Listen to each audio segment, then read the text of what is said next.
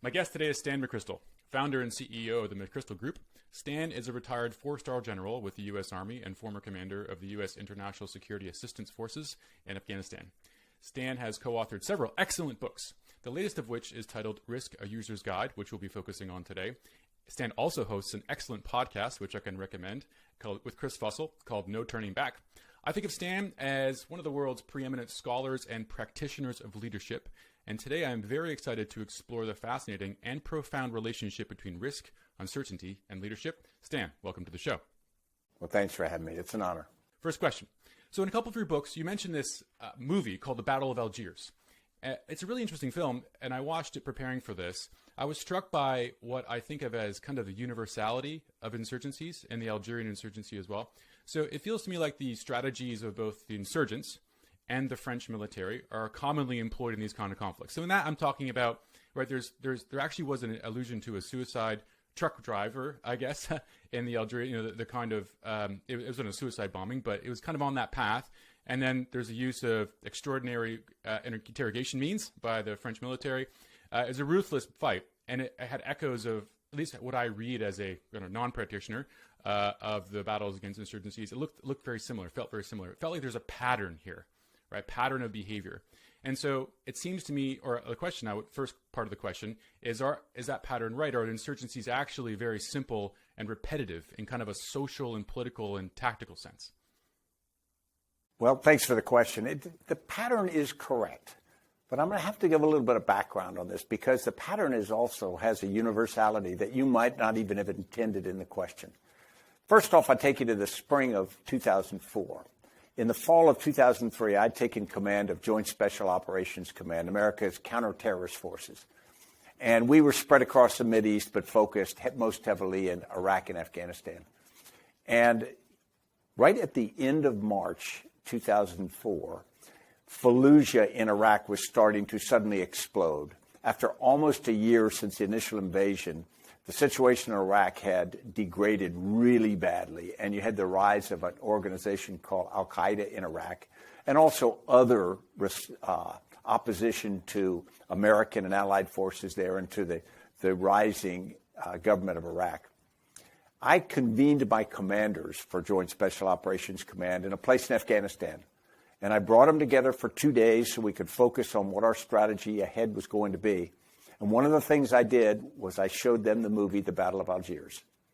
And I brought in fact, an author, Douglas Porch, who'd written a book on it as well. And the reason I did that is because the movie, The Battle of Algiers, was filmed in 1966. And many of the actors in the movie were, in fact, insurgents, members of the FLN, the Liberation Front in Algeria. And it has a documentary feel to it. It has a gritty feel to it. And if you watch it as someone uninitiated in insurgencies, it looks like this recalcitrant French population that lived in Algeria, which was a somewhat accurate depiction, and then a French military which was struggling to deal against this insurgency that had popular support of the people. And that was generally accurate, but probably too simplified for the reality of it. Because, in fact, the situation was you had a French population that considered Algeria as part of metropolitan France, not as a colony. You had an Algerian native population that considered themselves absolutely disadvantaged, and there were economic indicators to reflect that. And then you had the French military who had come recently out of Indochina, and they'd been defeated after a 9-year war in Indochina, and they were trying to get it right this time. And so they were trying to ensure that they did the things that would allow them to be effective. So this sets up a struggle. And as the struggle occurs, the FLN, the insurgents, are trying to get the support of the people. And they do it in two ways. One way they do it is to provide hope to the people and provide services. There's an amazing scene in the movie where they conduct a marriage ceremony separate from the French government. And they do that to create the sense of a parallel government, that the insurgents have in fact created a state within a state. And you could get basic services. You would look at that marriage as being valid. And so the FLN are trying to do this by creating violence and getting an overreaction on the part of the French population. They called it pieds noirs, Blackfeet, who were the French who lived in Algeria, and then the French military. They wanted them to overreact. And if they would overreact and create oppression of the people, then the people would turn against the French. And it's the same in almost every insurgency I've ever seen. It's a battle for the support of the population. It's not a popularity contest, because in many cases you say, well, I will just be better to the people, I will give them more. But if the insurgents or your opponents have more power, or they have a willingness to use violence in ways, then you will sometimes do what somebody wants you to do, whether you actually with your heart support them, because it's absolutely practical living.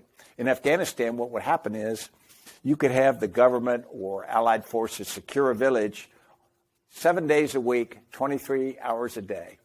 But if 1 hour the Taliban could come in and say, as soon as they leave, we're going to kill you if you collaborate, then they have undercut all of that progress.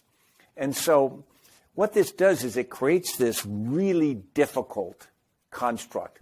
And the French military forces, and similar to what we tried to do in Vietnam in one version and what we tried to do in Iraq and Afghanistan, are in this incredibly difficult position to try to win the support of the population by showing them that it's in their interest to support their government and the support of the people, but at the same time, stop the insurgents.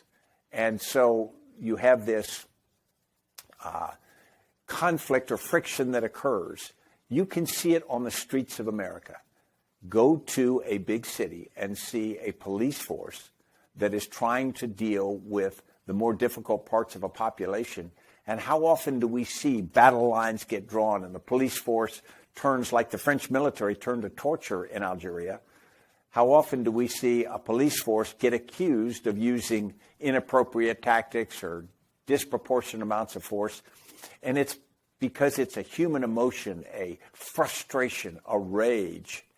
And it can become the reason that the security forces fail. And so this complex interaction is something that I think people step back and simplify from afar. And it's something we all have to deal with, because it's not going to go away from the world. Well, that's what's amazing about that is actually the pattern is even deeper and more nuanced and more consistent even than I would have my first impression. So you're a remarkable student and teacher of history, military history and other kinds. And so I want to kind of like understand how far we can push this. It's not necessarily a positive observation, but if it's the case that this pattern is so consistently repeated, why haven't we learned? There are thousands of years of history of insurgencies, probably, I would guess, that we can look at, and we can probably see this pattern pop up again and again and again. So to me, I see kind of two conclusions, if this is right, that now they're unlike either of them. So on the first of them, is that if we haven't been able to, or why haven't we been able to eliminate this pattern of war, right? Force it into a different kind of pattern, a fundamental pattern. And if we haven't done that, what does that imply about our ability to kind of learn at all, right? Social and political progress of kind of any, in a real deep sense, right? This worries me a little bit, because we have this thing that keeps popping up. We don't like it, right? And your point there about the French military is really interesting, because, if we kind of just touch on the concept of risk again for a sec here, which we'll keep returning to, they learned some lessons, some risks they wanted to avoid in this Algerian insurgency, right? In Indochina. And they show up and they try and learn from those lessons and fail, I guess. I mean, the Battle of Algiers is kind of a narrow success, but in the reality, it went on for years and years and years after. So can we learn from these things, Stan, in the greater sense?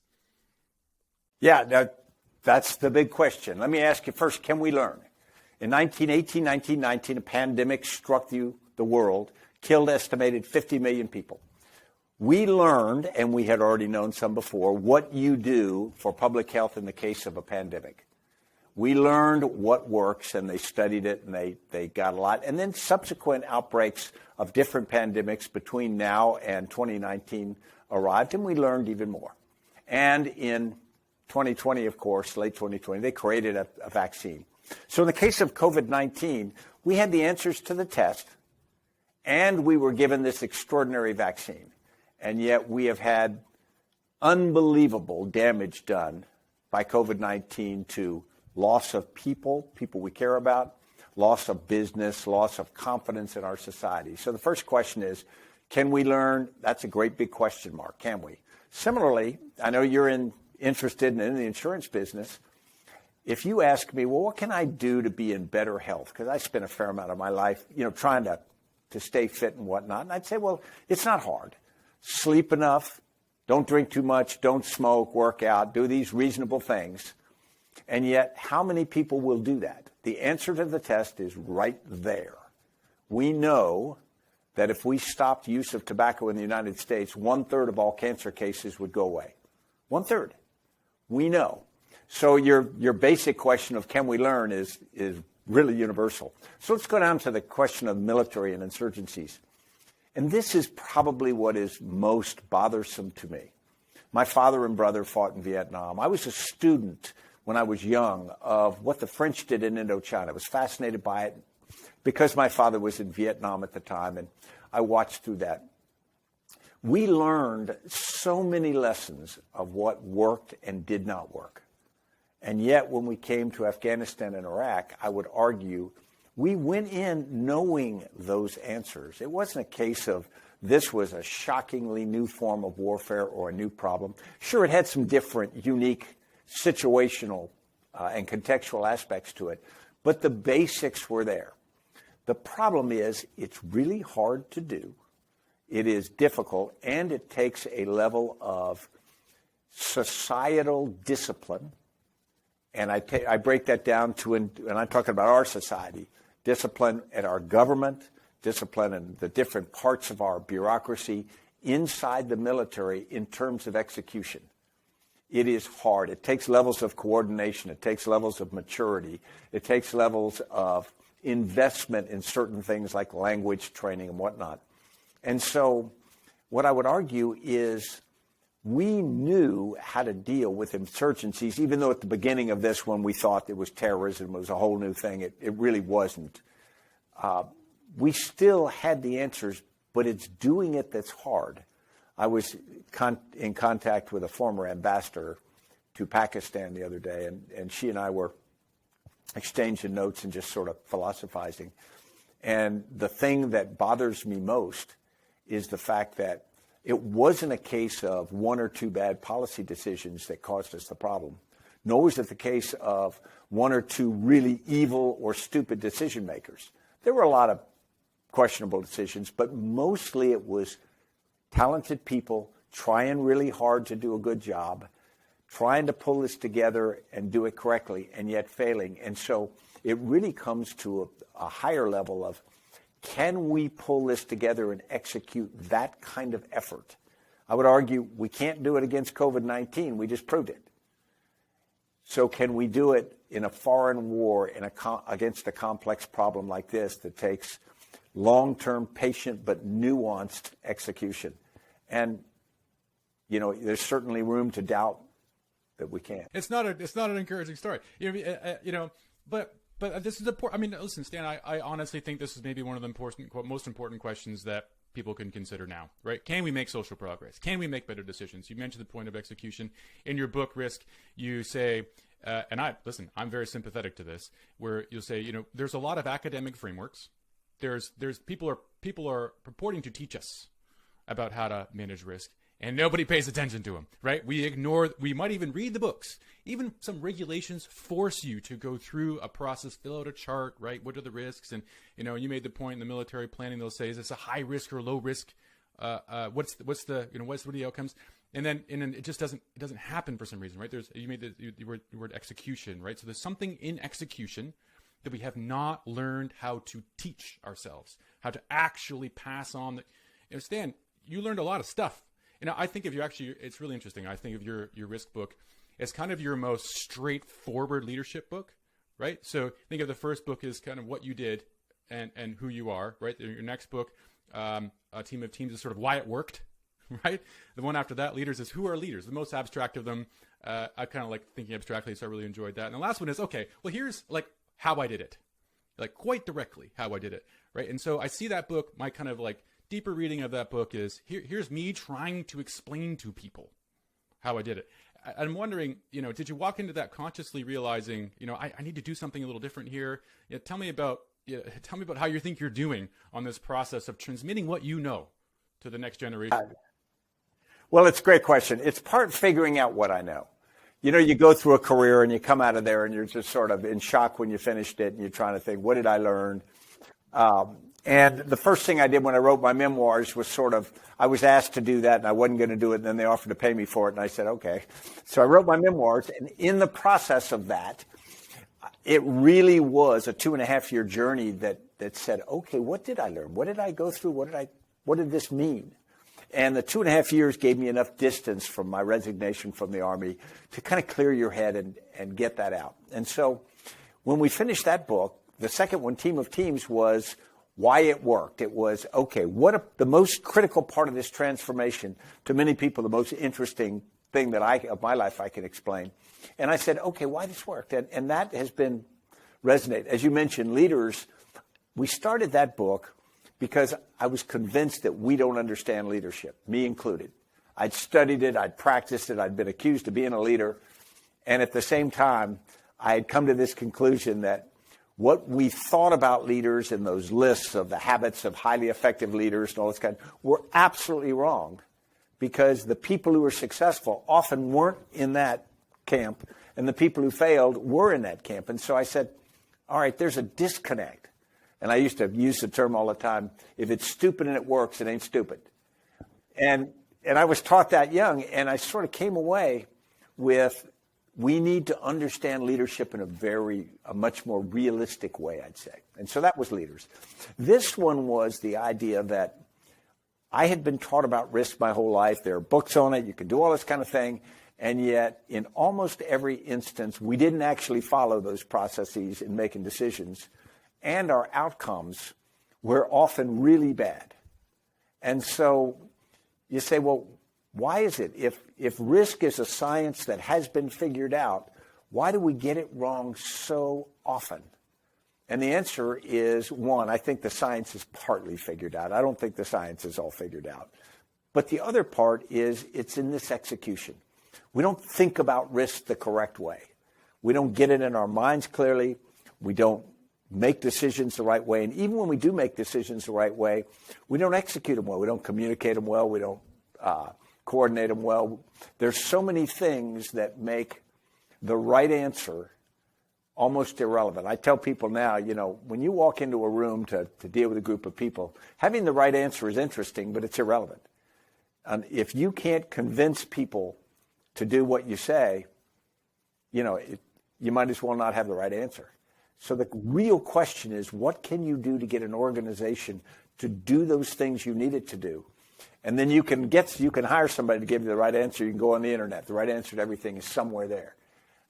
But it's the hard part of making your organization and yourself capable of actually and willing to actually do it. Well, what I love about that is you're alluding to, you did not use the word leadership there, but that's what you're talking about, right? So, you have a definition, you have a couple different very interesting definitions of leadership in a variety of your works. And one of them you said was the ability to persuade people, right?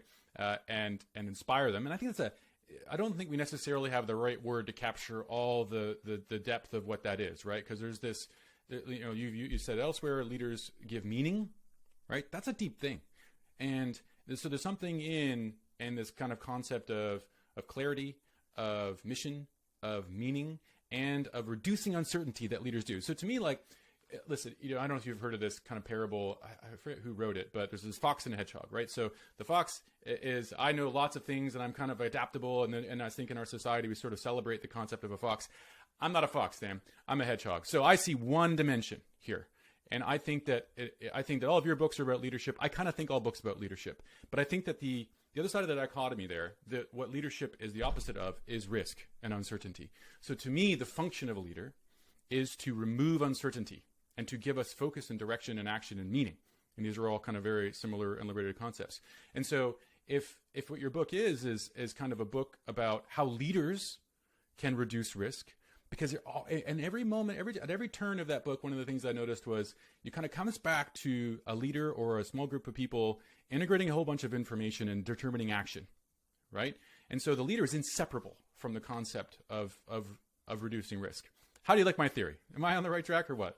No, I like it. I'm reminded of a story I heard, and I've never verified this, that during the voyage to the New World, he thought to the Indies, Christopher Columbus would measure the distances 3 ships went every day. And then he would lie to his crew, and he would say they had gone a much shorter distance. Yes, yes. And the whole idea was to decrease their level of angst, to decrease their sense of uncertainty that they had gone too far and whatnot. So I think your point about a leader inspires, a leader reduces doubt, a leader convinces people to do something. Now, the reality is a good leader often leads people who have a lot of doubts. You know, when a sergeant says, follow me, and you leave a covered and concealed position and you go to a place where the enemy can engage you, I'm sure everybody following that sergeant has doubts about that situation. But what that leader has done is said, have enough faith in me that this is the best thing we can do. This is the right thing to do. And so I think leaders take very difficult situations and they inspire people to believe we have to accomplish something, and then also tells them this is the best or an acceptable way, the best available thing we can do. And so what we don't want from our leaders is this lack of clarity. And that's why we fall prey to the person who stands up and says, I got all the answers. I can solve all the problems. I'm this. Just follow me. Because that's reassuring. Even if in our hearts we know that can't be true, we like that because that clarity, that confidence that individual shows is reassuring. And it can be false, right? So, you think, we can put a point on this because Christopher Columbus isn't here to defend himself. He lied. He lied to his people and his crew. And lying, right? So you wind up with this gray area. Maybe he needed to do that. Maybe it was wrong. Right. And I think that it's interesting. There are examples of people who cross that line too far. Right. So sometimes, listen, how much can we know about what's really going on in the world? Our simple, pathetic human minds can perceive so much. Right. So, there's a deep question of like, what is truth and all this sort of thing. But, you can take it too far. Right. And I think of Elizabeth Holmes, Theranos. Right. So, I was working in the technology business for a little while. There's some element of inspiring people about what could be. There's aspirational facts, right? Which you kind of want to tell yourself, your sergeant example, we're going to take that hill. What if he doesn't believe it? He's trying to convince himself, perhaps, because it needs to happen, right? It's in service of the mission. And so there's instances where I think that uncertainty needs to be dispelled, even if you're pushing the line a little bit, but you can overstep, right? Yeah, well, that's a paradox of military leadership, and that is, on the one hand, we want our military leaders to be absolutely honest, very candid and straightforward. On the other hand, you have to look at that force and say, we can take this hill. Because if you say, 50-50 chance, then it's absolutely self-fulfilling. They will lack the confidence to do it. So there's got to be a certain amount of that aspirational. But you're right, there's a limit to it. The leader must be smart enough and mature enough to know when to call that forward, when that's appropriate and necessary, without being someone who just is disingenuous in deceiving the people that they are responsible to. How do we know? Well, how do we, aspiring leaders, how do you know what to, you've been publicly critical of some leaders in our country who have crossed the line in the wrong sort of way. And so clearly there's some method of determining what is the right way or wrong way. Got any tips? How can we help us out? Well, it's really difficult because I watch CNBC, and I watch a CEO come on and they go, how's your company going to do this year? And the lady or man goes, great, things are great, we're going to do great, we're going to, X, Y. And to a degree, they have a responsibility to present a positive picture. Take the hill. Yeah. On the other hand, if I go out and buy the stock and it's absolutely false, then I got a problem with that. And so this is the case where I'm critical is when someone lies to people particularly for personal political gain or political power or for their advantage, or creates in them like the big lie about the election. I think that is a number of opportunists absolutely leveraging an issue to a lot of people who do believe what they're being told, and they are, while they are being deceived and being duped, I could say it's their responsibility to know, but busy people, don't always have access to as much information. So I have a particular place in contempt for people who, for personal gain and whatnot, are willing to lie. There's another, I think of, at least as an actuary, right, in that world, quantitative analysts tend to like quantitative analysis, right? And so numbers are obviously a tool for liars as well, can be, right? But they offer up an opportunity for clarity in terms of a communication tool, right? One of the things that really surprised me in your book was that you were skeptical of the use of quantitative analysis to assess and communicate about risk, because I think the way you put it in the book was to say, well, nobody really believes the numbers, and so you kind of have to make a call about whether you think this is the right action or not. And you can't go to, like you just made the illusion, the comment before, 50-50. It's like, what does 50% mean? I mean, we don't have the inherent ability to understand that. So maybe talk to me a little bit about how you look at quantitative analysis. I did notice that there's a lot of concern about facts and what is true, at least in terms of the intelligence community and information you get about. I remember there's this saga in your book about when Zarqawi was killed. Was it really him? Was it really him? And then you're being, yes, it's him. I saw him. It's like, yeah, it wasn't really him though, right? So there's this need for truth, a need for facts and for analysis, but not necessarily quantitative. Yeah. No, that's a great point. And it brings to mind the story I've read about President Obama as they were making the decision to go after Osama bin Laden. And the question was he at this location in Abbottabad? And he got advisors together and he said, well, is that him there? And they all handicapped it in percentages. And then he very carefully at the end, and he goes, well, at the end of the day, it's 50-50. We don't know. He could be there. He might not be there, right? And, that probably oversimplifies the value he took from what they told him. But at the same time, that's kind of true. Where I'm really skeptical is where you take quantitative analysis or pretend it's quantitative analysis. The military has a planning system where you go through and you compare different courses of action to accomplish an assigned mission. And you assign weights to different factors, criteria. And then you compare these courses of action based on those criteria and you get a number. And it's designed to put this through, and then you find out which course of action is better. And what I would say is mediocre or weak commanders look at that number and they grab it and they go, okay, we will do that course of action because it got the right score, the best score. But then you realize if you go back and you reweight the criteria in any way, which is entirely subjective, you've done that at the beginning, you change the outcome completely. And so it's not that the process isn't with value, because it makes you think and understand. But you need to understand that number at the end is not the answer. It's an indicator. And so that's where then the maturity and the wisdom of the commander has got to take that in and say, okay, what's that telling me? This analysis has informed me. I see a lot of cases in business now where we do an analysis with incomplete information, and people will come in and give you this, and it can be extraordinarily convincing to do something or not do something. And so leaders, boards of directors are guilty too. They get behind this like a shield and they go, look, this is what the numbers tell me, therefore we are going to do this. And of course you can point out, well, if I reweight this criteria, the entire outcome's different, and this is entirely wrong. But people like the sense of clarity, assuredness that the numerical process can provide. Now, having said that, on the other side of this, what I really like, I love data, because, and I'm really excited about artificial intelligence, because if you can pull out all kinds of different data sources and you start to get a much more complete picture, you're starting to say, for example, back to our insurgency discussion, what's going on? And you'll have intelligence reports. Well, I used to look at the price of vegetables in markets in Afghanistan. That was one of the things I asked for because that indicated whether the roads were clear, whether farmers could get things to market. It was a bank shot to security.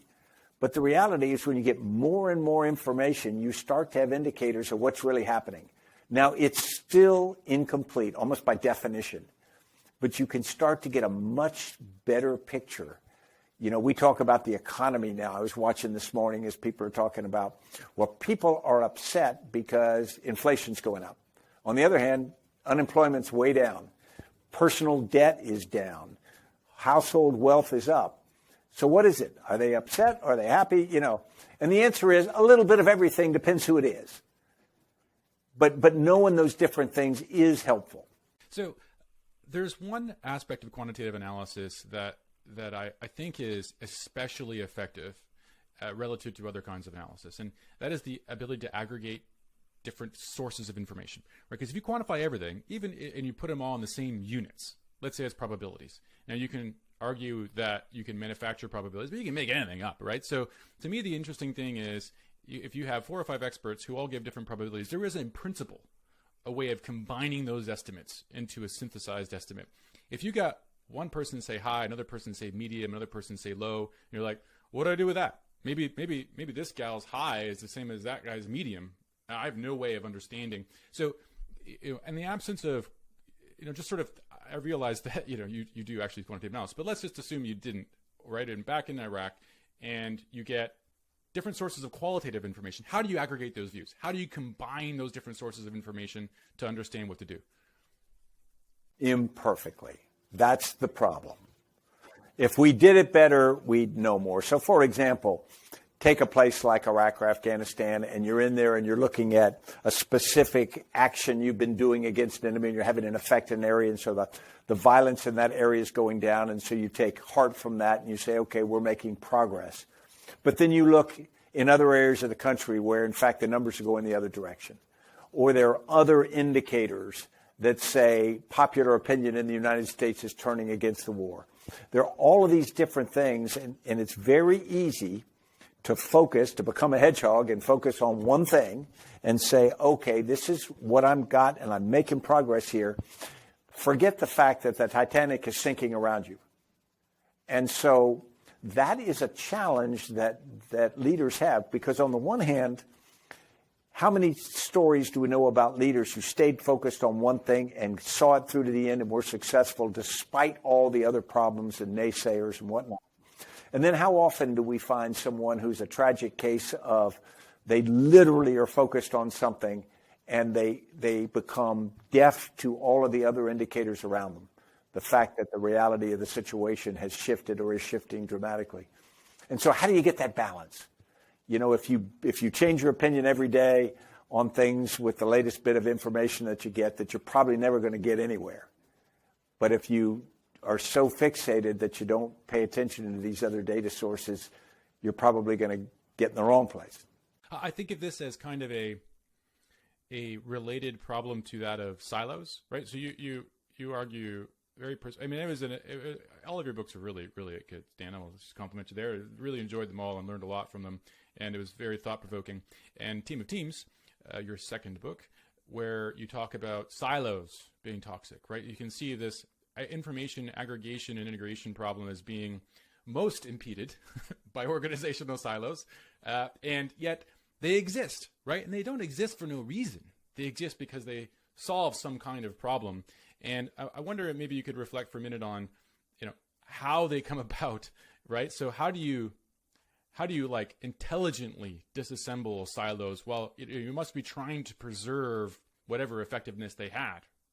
What do you do? Yeah, no, exactly right. And in special operations, you had these created silos of very elite people who were culturally connected, and they become very, very cohesive, and they become very strong. And they've got the downside.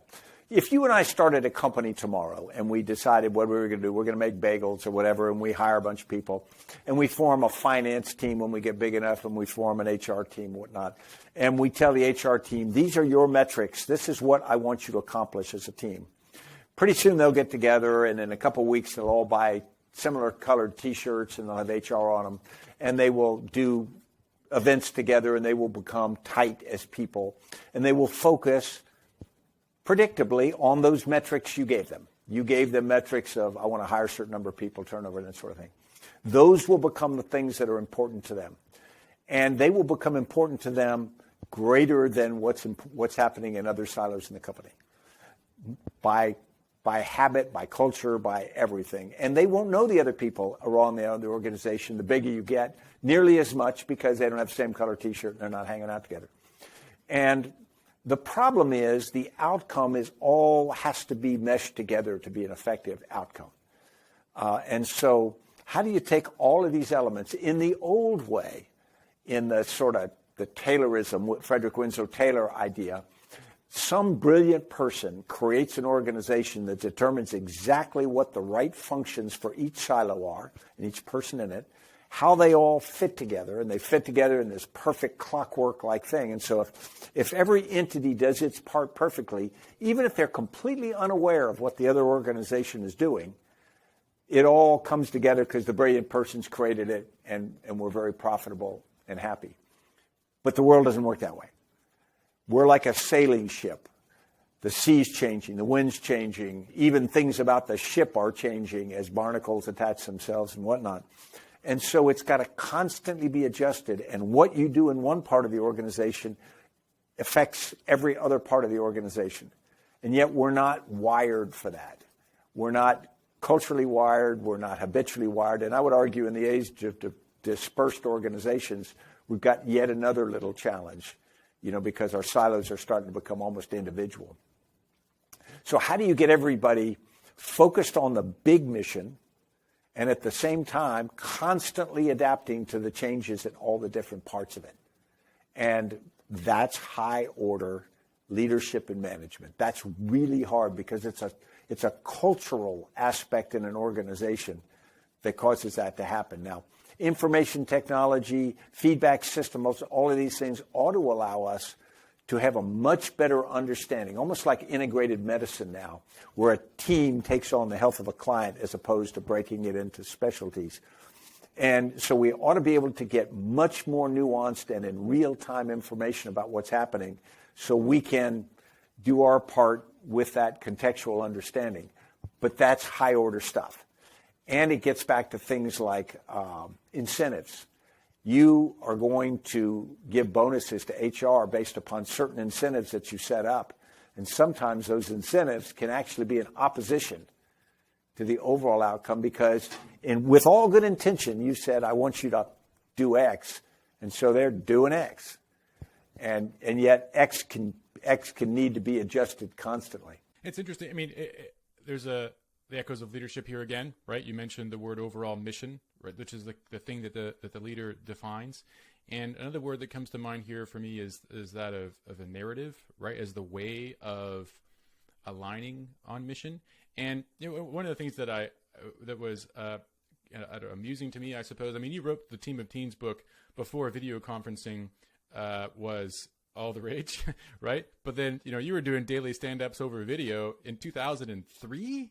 Is that right? 4, which is incredible. Tell me, how do you use narrative in that kind of medium? So you have a dispersed team, I think, covering all times, 24 hours, right? You have people all over the world, and you're trying to coordinate them probably with, on every day. So I don't know, how do you think about when to open that conversation or close it with kind of a touch? I mean, what were some practices that you developed over that period of time to use your kind of limited but powerful tools as a leader?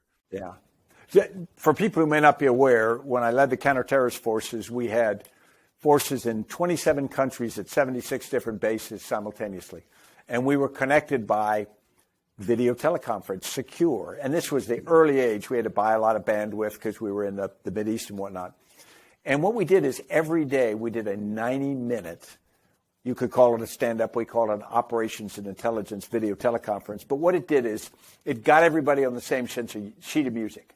And people roll their eyes and they go, 90 minutes, and we had 7,500 people on it.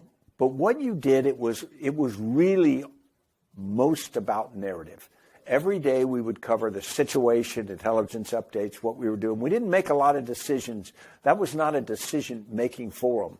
It was really to give everybody a common contextual understanding of what was happening, shared consciousness we called it, so everybody saw the big picture constantly, the scoreboard, you could say, as opposed to their batting average. But then it also was a lot about narrative. Probably, I was on it every day, probably 3 or 4 times a week. I would finish with something that was very narrative focused, the purpose of what we were doing, the values that I wanted the organization to reflect, different things like that. And we constantly reinforced that because the only way we could be successful in that kind of a construct was to be connected and collaborative in a way we'd never been before. I mean, completely different from our organizational culture. But it was essential to produce the kind of focused effort that we needed that was constantly adapting. I argue that that's sort of what organizations have got to do now. They've got to understand that much of what they do is about their narrative now. And in many cases, they are communicating with now new workers, because we're having a big turnover, who are working dispersed, who've never been in an office with their comrades. There's not likely to be as much cultural identification or connection, that sort of thing. And so you're starting with a weaker set of bonds than we had in years past, and yet you're trying to do something that is moving very quickly, very nuanced, and requires this tremendous level of collaboration. That's hard. Don't think that you buy everybody a laptop and you connect them up and problem solved. Indeed. On the kind of topic there of narrative, if I think about narratives, the effectiveness of narratives, I think that there are 2 things that come to mind just thinking about what you're saying. There's authenticity and there's truth, which are kind of different, but very similar and related, right? So do I believe this? Can be aspirational if I believe it. And then there's this element of truth. Now, and I'm going to connect that idea to, or that kind of topic to something that I learned that was very interesting. I think that was in your biography. We were talking about special forces and kind of the thing that makes them distinct. They are phenomenal athletes. They run 30 miles and stuff. I run Spartan races as like a kind of a personal hobby. And one day I was doing a big one, and a whole bunch of people from the military showed up, and I was like, oh man, am I in the wrong race? These guys are going to crush me. And they did. And so there's the legendary physical capabilities. There's the endurance capabilities, right? The desire to get up and never quit, right? But then that's not the thing that you called out as the most important. The thing that you mentioned, and maybe I got this wrong, but was their belief in the mission, right? So their zeal for what they are there to do is very strong, even unusually strong within the military, which itself has an extraordinarily clear sense of mission. And so the question I have is it harder to lead them because they have probably an absolutely incredibly sensitive detector for inauthenticity, because they are so authentic, so they can smell you a mile away if you don't really believe it. Is that true? Yeah, it is true. I remember I'd led conventional forces before and special operating forces, and someone told me once, you've got these wonderfully talented people, very self-disciplined. A shaved monkey could lead that organization. And on the one hand, sometimes I'll laugh and say that's true, and therefore my success. But the reality is, no, they have a very high expectation of their leaders. They have a low tolerance for inauthentic leaders. Now, here's one of the challenges, though. When you talk about they are great believers in the cause, and that's true. I used to draw a thing on a whiteboard for visiting Congress members and whatnot in Iraq, and I'd show it. One end is Al-Qaeda in Iraq, and their most dedicated terrorists. And on the other end is our SEAL Team 6 and Delta commandos, the best America fields. They are not completely different. It actually bends up to where they're very similar personalities. They are people who are very dedicated to being part of a group, a small team. They're very dedicated to a cause. They're willing to sacrifice for that. And they demand that of whatever organization they're in, because if they can't be completely committed to it, they can't derive what they need from it. And I used to say the difference between those 2 groups is who recruited them, their life journey. It's not personality types or basic values. In fact, both are selfless, both are committed, both are in many ways very admirable. But that is, one of the interesting challenges of it. Now, what does that mean for leadership? That means that when you have a group like this, there is tremendous capability to do great things. There's also tremendous capability to do bad things. Because if you look in history, there are many very committed elite organizations of people who are completely patriotic to their cause, who have been misinformed or misled and taken to places that are horrific. And, that can happen to any one of us. We are all prey to that. And societies are prey to that. And so the power of effective leaders to take groups and people to do terrible things has been reproven over and over again. And we need to go to school on that, both for ourselves and what kind of leaders we are. How are leaders selected in the military? I mean, you wrote an entire book about kind of leadership and its development. And so here's another kind of framing of our opening question, which is, has that process changed? Can we change it? Can we improve it? How are leaders developed to make sure that we don't do that you just mentioned? Yeah. I think the military does pretty well. So what the military does is the military gets very average talent. It gets above average outcome from that talent because they focus so much. So much of your career is spent on being trained and leadership training all the way through. No civilian company I've ever seen does anything like that investment, because in peacetime, that's what the military does. And so the reality is there's a huge investment. Now, there's a lot of time spent on values. There's a lot of time spent on leadership, just the skills of becoming a leader, practicing it, and then, of course, technical competence in your craft. None of those are done perfectly, but they're all done pretty well. And then you select leaders based upon their success in the last rank. Now, that is assuming that that's a predictor for success in the next rank. If the military has some weaknesses, it is that it is a big organization that is guild-like. You have to start at the bottom. And so by the time you come up, they have likely shaved off the iconoclasts from this or pounded them into becoming organization people. And the reality is most people who make colonel or general have a very common experience, a very common mindset, very common view. So you're going to get a pretty limited range of original thought and whatnot. And that's a downside. And so I think that's a weakness in the military that it's got to consider. On the other hand, I describe this to people sometimes. Many of our non-commissioned officers came from difficult upbringings, not a lot of advantages, children.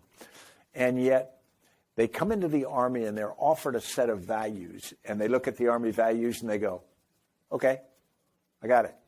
And they then embody them. And you'll get senior non-commissioned officers. We'd be in a room sometime and officers would be arguing over shades of gray and the right thing to do in a situation. And a senior NCO would go, what are you talking about? That's wrong. That's right. We got to do what's right. And it would be stunningly accurate. And you almost ashamedly go, wow, we were idiots. And you do that. And that makes them just so important to the organization. And so there are bedrock values that we sometimes shouldn't nuance too much. There's some things that are right and some things that are wrong. There's another kind of topic here, which is that of morality, which is important, right? And we touched on it a little earlier about when we talked about lying and the responsibility you have to stay true to your morals, even though it's hard to know what is true. And I think if you come back to the idea of risk and uncertainty, to me, the fallback, maybe the most powerful argument we can have in the face of uncertainty is a moral or ethical argument. So what kind of a person are you is going to give you great clarity in how to approach a situation of uncertainty. I mean, you're talking about probably certain quite maybe detailed tactical questions of how do we How do we advance this battle or that battle? We don't. There's all kinds of considerations. We're overthinking it. Well, the fancy guys that went to West Point, right? And then the sergeant major who comes from a difficult background but knows those values actually has an enormous amount of clarity, right? And this ties back to this concept of leaders giving clarity. So leaders being sources of moral clarity can actually give you a lot of decision-making clarity. And, in the team of teams, you got to make decisions on your own. So you better hope they got the morals right? Got their ethics right, those values. Yeah, this is much harder than it sounds. On a podcast, you and I can say, here are our values. We don't do this. We don't do that. In my class at Yale a few years ago, I did the scenario where I said there's a terrorist who has a weapon of mass destruction in Boston, and your family lives in Boston, and we've captured that terrorist, and we know that weapon of mass destruction is going to go off in 3 hours. We know that terrorist knows where it is, and we can question him. But there's not time to evacuate the city or do any of those mitigating things. Would you torture that prisoner if you thought that was the way to get the information? And I was expecting my Yale class, 20 kids, to all go, oh, no, no, no. And they all go, well, not all, but almost all go, oh, yeah, absolutely. And I was stunned. And I said, well, that's not the right answer to the test, if there is a right answer. And they go, my family's there. That's what we have to do the greater good. It's like the moral case of do you divert the train to kill one person to save 5? We have to know what our bedrock morals are to do good and to do right. At the same time, I would argue that people who get in difficult situations, whether they're police or military or politicians, are going to end up in those cases where they're choosing between two negatives. At the beginning of the Second World War, every combatant said that they would not bomb civilians, not do aerial bombing of civilians. And the United States developed precision techniques to avoid having to bomb civilians, to bomb just military targets. By the end of the war, everybody was bombing civilians, and the United States had taken it to an art form. The firebombing of Tokyo, 100,000 people in a single night and whatnot. And yet, we morally had made the decision that there was a greater good for which we were willing to do things that before we thought were absolutely morally wrong. And so all of these decisions are simple in the abstract, and they're difficult in the reality. And the counterterrorist fight in Afghanistan, or in Iraq particularly, Al-Qaeda in Iraq were bloodthirsty. They were incredible. We came upon torture chambers, medieval-like torture chambers. And people who were working with us and whatnot who had been horribly abused. And, of course, that brings inside of you this rage and this desire for revenge. I remember at the beginning of the war when they beheaded Nick Berg, that young American, and they put it on video. And there were 6 people behind Nick Berg, and they all had hoods, and Zarqawi was one of them. And he, in fact, was the guy who sawed off Nick Berg's head on video. And I remember watching that, and inside me, just this absolute sense of outrage and desire to get revenge came out. And so when we talk about morality, we need to really find what we can moor ourselves to, what we can tie ourselves to in terms of right and wrong. And you need to set hard limits because they will be pressured. And if you cross them, like the French in Indochina, they found themselves on a slippery slope. They were torturing people for what they thought were important reasons, for a better outcome. And so I think the danger is you can start to rationalize almost any action in terms of, a necessary outcome. And that requires, and we did a lot of talking about it in JSOC during that fight. We revisited that and across the organization constantly to keep recentering ourselves, to not lose track of where we were. Yeah, this comes back to my hedgehog-ism, right? To me, maybe one asks himself, I do, why are we able to be so misled by, let's call the evil clarity, maybe, right?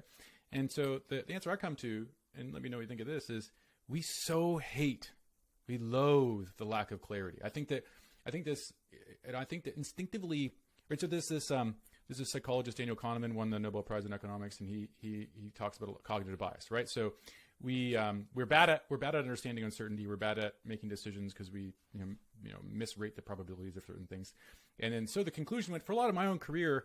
We're just bad at that, and I think that actually we all know instinctively that we're bad at that, and I think that's one of the reasons why we are so attracted to the clarity of strong leaders, because we know we suck at figuring out what's going on. And of course we do. I mean, the reality of the complexity of reality is unfathomably infinite, right? It's just, you're never going to know everything that's going on. Or you made that really interesting comment in your biography where you said, I didn't even know what happened in my own life, right? Like, I mean, I thought I understood something. It was like way more complicated, right? And you couldn't possibly know, so your story changed. That's fascinating. And so this, that we can't understand the world, so goes the reasoning. Therefore, we accept clarity even at the expense of goodness, because we just can't handle the complexity and the uncertainty and the risk. That's exactly right. I think we as individuals have a problem with that. We as groups, we like nothing more than to somebody give us the right answer. Just tell me what you want me to do, or tell me what we should do. I think Annie Duke tells a great story where she talks about probabilities, and she uses a football play case where, a coach calls a play and it doesn't work, and he becomes the GOAT afterward, and everybody says it was a terrible call. Well, if it had worked, everybody would say he's a genius. And it's just that little difference in fate, luck. It may have been the much better call, but we're not able to do that. We have a very difficult time seeing the bigger picture. And so I think we're very vulnerable. And it puts a huge burden of responsibility on leaders to protect the people that they lead or do the right thing. And I think of this, back again to this concept of risk. And I think of in your book, a lot of, the kind of line that was playing in my head was, as you're talking about gathering information, right? And then integrating that and making decisions, that to me is like broadening the scope of your availability, right? So like in an intellectual sense, talk to people, learn, gather all this information, bring it all together, and then make a decision that kind of reduces uncertainty and gives clarity, right? So you have to have information, but after the decision is made, information becomes toxic, because now it's threatening that clarity, right? Now it's new information. Maybe you can reflect on that for a second. Like, what do you do if new information comes about after you've delivered some clarity to your folks? It must be very difficult to try and adjust your decision after you've kind of done all the effort of communicating it to everybody. Yeah, in a military case, it's almost classic, because good commanders have two phases, and they say, I've got phase one where we're gathering all the information. I want all your inputs. I want your opinions. In phase two, at the end of phase one, we make a decision, and we're going to do it. Phase two is execution. So shut up and do it. And yet, that's oversimplified, because what good commanders also say is, if in phase two you get information that makes our decision the wrong one, then you have a responsibility to raise that, bring it, and we have a responsibility to take into account and potentially act on it. What you can't do is you can't bring original information back from phase one and say, hey, you didn't think enough about this, or et cetera, et cetera. But we're talking new information that changed the calculus. And it takes a lot of discipline in an organization, because you're right. Once you do the plan and you start the ships toward the coast and the landing craft are going toward the beach, nobody wants to change the plan, because it's really hard to do at that point. And there's a danger in it. There are vulnerabilities in doing that. And so that's where leaders who get complicating information, that's what I'd call it, something that comes out. I just watched a video the other night to remind myself about the Son-Tay raid in the fall of 1970, attempt to rescue American prisoners in North Vietnam. And they had been planning this operation for weeks, actually months, and rehearsing it, and they created a great force and plan. And then they got information that the prisoners may well not be in the camp anymore. And so they have this moral dilemma.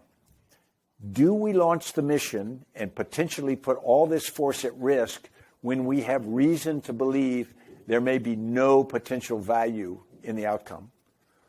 Or on the other hand, what if the prisoners are there and we have become spooked by this new information and we don't rescue people when we have the capability to do it? They made the decision to go on and they went. It was empty. But the reality of that, it's a moral decision at that point. It's not just a judgment call. Yeah, and you make the point about mission or the people, right? In your work, where you can introduce risk. Then the morality comes in there. Like how do you weigh, how do you weigh the value of people's lives against the narrative? So we're almost out of time here. I want to close on again this concept of combine two kind of really important themes to me. One is the selection development of leaders, and two is this idea of progress. I'm still holding out hopes, Stan, that we're going to be able to make some progress here. There's one really evocative scene in your biography where you had some time with President Bush, and his choice of how to use your time amongst you had a briefing, and he looked you in the eye and said, "Are you going to get him?" Right? That to me was an interesting moment where he was evaluating your leadership there, right? He's saying, do you have the conviction? Very simple test, right? You passed it, which is good. But is that as good as it gets, right? I mean, if you needed to do something to evaluate a leader, is that kind of the best way to go about it if you wanted to test somebody's leadership capability for conviction? Yeah, that's a really thoughtful question. There's sort of three parts of it. If someone, you know them well and you have a track record with them, then you are basing it on experience and what you know or what people tell you that you can verify. And therefore, you can make a judgment there. The second is if you have the expertise to judge the information they've told you. Now, what President Bush was doing is we're in the Situation Room that morning. He knew he didn't have the expertise. If I had gone through this long laydown of what we were doing to go after Zarqawi at that point, he would have just, does that sound right? He couldn't judge that. He had gotten some information on me, but he really couldn't judge that either. So he chose to look me in the eye and just decide, is this a person in whom I should have confidence? And I think he was good at that. I think in that moment, it was the right thing to do. And I think in that group, among that group, it also sent a signal to everyone in that room, the senior leaders of his government, okay, I have looked this guy in the eye and I have basically challenged, can you do this? And he has come back and said, I can do this. And I think that there was a dynamic beyond just me that was playing out there as well. There's another kind of, I know that there's another organization that you're working on, which is, or at least advocating for, which is getting Americans to serve, right? And tell me a bit about that in the concept of, that to me, my read of that is that's a play of yours towards some social progress. You're trying to change society, quite literally, with that move. And tell me about that, what the logic is and what you hope to achieve. I never thought about this while I was in active duty in the military, but when I got out, I realized that you couldn't have everybody in the military. That experience of service just wasn't available or appropriate for all Americans. And yet the concept of citizenship has eroded. Our idea of what our responsibilities are as citizens, we're really up on what our rights are, what we should be given, and we're first in line to get those. But what are our responsibilities besides paying our taxes and voting? And what are our responsibilities to other Americans? Not just to our government, but to other Americans more informally. I think our society used to be better at that because small towns and neighborhoods, that dynamic existed sort of naturally, volunteer fire departments and whatnot. But now what we do is we need to create in young people this cultural expectation for themselves that I am a member of society. The word citizen is a sacred one. It is something that says, I have to do something. I'm important here.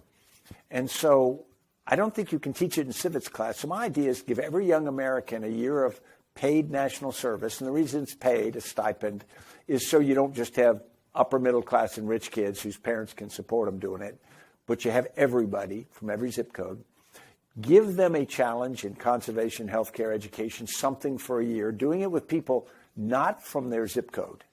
This is not a Saturday morning club that gets together and rakes leaves or washes cars. This is something that can be hard, distasteful, irritating for a year. But it makes you invested in the country. Suddenly, if you have invested in something, you feel like, hey, I've got ownership of this thing. I'm going to vote. Darn it. I cleaned up, X for, trails for a year. I got a right to vote, and I should. And so it's all of those things. Plus, it's the idea that we don't know each other anymore. We only know our little silo, whether it's our religion or our race in a certain area or our neighborhood or social group.